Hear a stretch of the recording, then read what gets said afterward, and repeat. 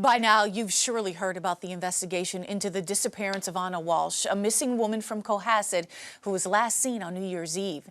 The story of her disappearance has gotten national attention and near daily updates about the police search and the arrest of her husband for misleading investigators. And then there's all of the attention this story has been getting on social media by influencers and amateur detectives dissecting every single detail that comes out of the police investigation, and that includes reports of a bloody knife found in Walsh's basement and a purchase of $450 worth of cleaning supplies. It's a tragic story that seems destined for a tragic ending for the Walshe family, including her 3 young children. But thousands upon thousands of people go missing every year in the U.S., and very few get this kind of coverage, particularly missing women of color.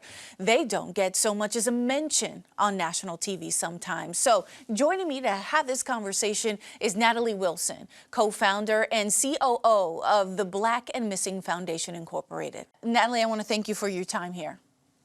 Thank you so much for having me. So talk to me a little bit about what prompted you to start this organization. Okay. First, I want to say condolences to the Walshe family. But the organization, the Black and Missing Foundation, was created because of a case similar to this. There was a young lady by the name of Tamika Houston who disappeared from my sister-in-law's hometown of Spartanburg, South Carolina. And we read how her family reached out to national media for coverage, and there was no interest in her story at all. Weeks later, Lori Hacken disappeared, and she dominated the news cycle. And, Tamika's aunt, Rebecca, reached out to those same reporters, same programs, same networks, and there was no interest in her story at all. So Derek and I did some research, and at the time we found that 30% of all persons missing were of color. And we decided to do something about it. I'm in media relations, she's in law enforcement, and those are the 2 critical professions needed to help find and bring awareness to our missing, because we want our missing to be household names too. When we started the organization, according to the Urban Institute, only 7% of people of color got any type of national news coverage. Yeah, and as we look at some of these numbers as well, it was a great opening. The breakdown of races of females in the U.S. from the U.S. Census Bureau.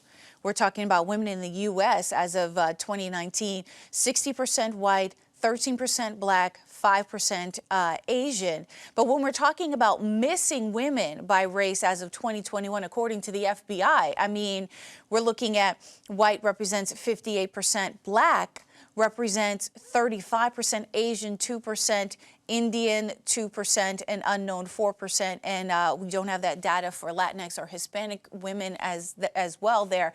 But it is staggering as we talk about these comparisons of the actual population of women of color versus how many women are missing. Absolutely. The numbers are staggering, and we believe that the numbers are much higher than it is being reported. But what we do know that Black women, women of color, are more susceptible to domestic violence. They are victims of sex trafficking, which causes them to be missing.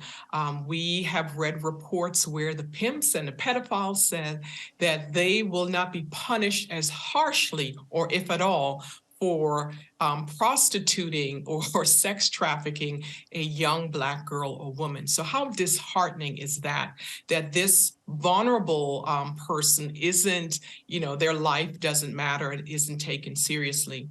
But we also have to look at the gatekeepers that are really, initiating these investigations. What we're finding is that oftentimes when a young girl is reported missing, she's classified as a runaway.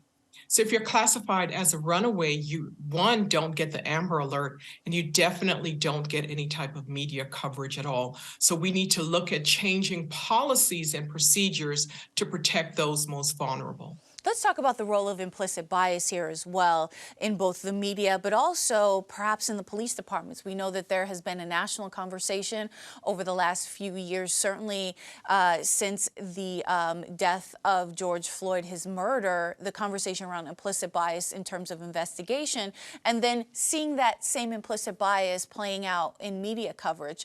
What effect do you think it has on the outcomes we're seeing about these women going missing for a great deal of time?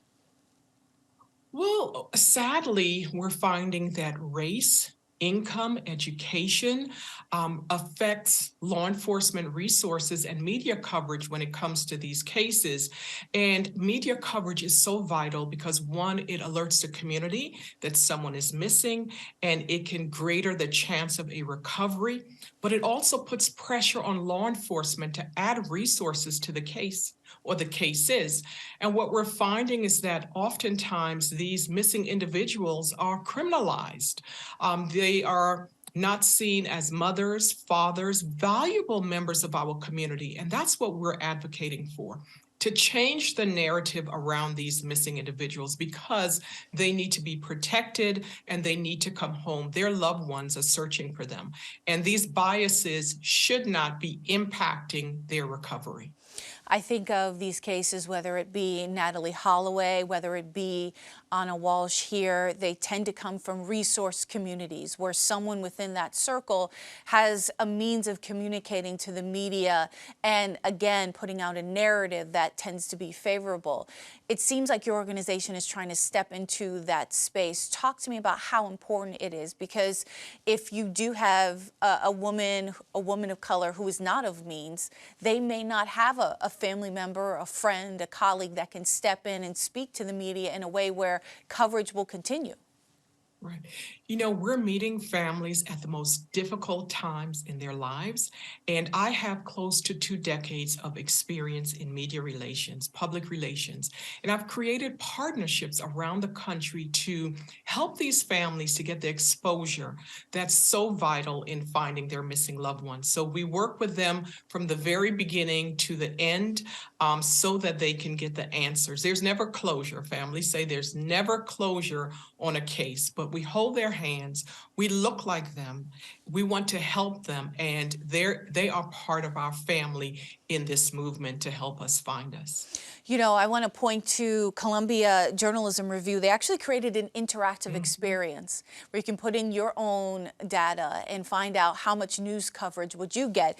It is called Are You Press Worthy? Now, I put the information in as an African-American woman, you know, nearing 40, I will say that, in Massachusetts, and I was only worth 10 news stories.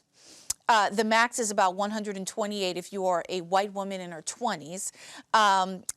Only 19.5% of the country would hear about me going missing. And it would be over 90% if I were a white woman from Nevada. It was an incredible tool to sort of show exactly what's happening here. Well, you have more coverage than I would get. I took the same, I did the same test and I would only get 8 media coverage because of my age. I'm 53 and because of, where I live. So the bias is real and it exists. And we are working to change those biases because what we say is less is more, less of one individual dominating the news cycle. Let's show more of everyone else to greater the chance of a recovery. Well, what needs to happen systemically, whether it be specifically implicit bias training, perhaps in news operations? I know the conversation, again, like I mentioned, implicit bias training is happening in the law enforcement side. Is that the way to go here, or is it a general overhaul of the way we consume media or engage in media in different spaces? Well, 2 things when it comes to the media. I ask you, your news outlet, when you receive a missing persons case, is there a policy in place? How do you determine who gets that media coverage? And as we've been speaking to news outlets around the country, there isn't a policy. There is an editor, typically a white middle-aged man, that's making that decision. So we need to look at biases. And then is there a relationship relationship with the public information officer for law enforcement. They're the ones that would contact a news station to say, hey, we have someone missing in our community. Can you cover them? And then again, going back to the classification of our missing, again, stop classifying them as a runaway. If you look at a flyer and one says runaway, one says missing, which one would prompt you to act? Definitely not the one that says runaway. And ultimately, what are these children running away from and to? Because we know that within 24 to 48 hours of being on the street, they are solicited for sex. Some powerful information there. Natalie Wilson, co-founder and CEO of the Black and Missing Foundation Incorporated. I want to thank you for your time. Thank you so much for having me.